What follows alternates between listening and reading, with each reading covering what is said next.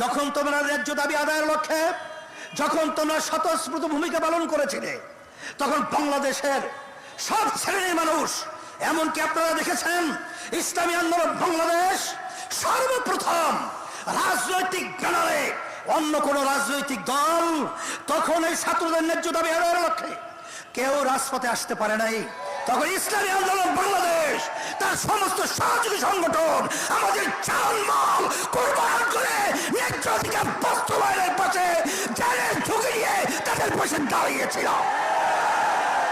কিন্তু আজকে দুঃখসাগরে বলতে হয়, যারা অন্তর্বর্তীকালী সরকার আপনারা দায়িত্ব পালন করেছেন, রাজনীতি করতে করতে চুল পেকে গেছে, দাড়ি পেকে গেছে, দাঁত পড়ে গেছে, কিন্তু ওই চেয়ারে বসার সুযোগ হয় নাই। কিন্তু আজকে আল্লাহ আপনাদেরকে ওই চেয়ারে বসিয়েছেন। এ ত্যাগ শুধু আপনাদের নয়,